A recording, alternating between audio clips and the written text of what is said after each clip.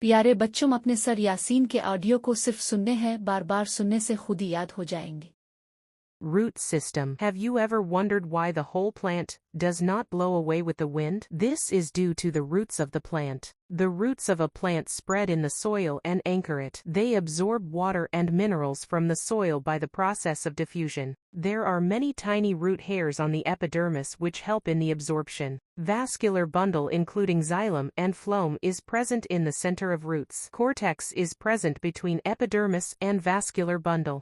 Plant systems. There are two main types of roots, taproots and fibrous roots. A taproot system has one main root called primary root that grows downward. Many smaller roots branch out from the primary root known as secondary roots. The branches of secondary roots are called tertiary roots. Taproots are found in many plants, trees and shrubs, while fibrous roots are thread-like structures that spread out from the base of the stem of a plant, e.g., grasses and wheat. Do you know? Aerial roots are roots that grow on the parts of a plant above the ground. The aerial roots in banyan mature into thick, woody trunks and help the tree spread over a wide area.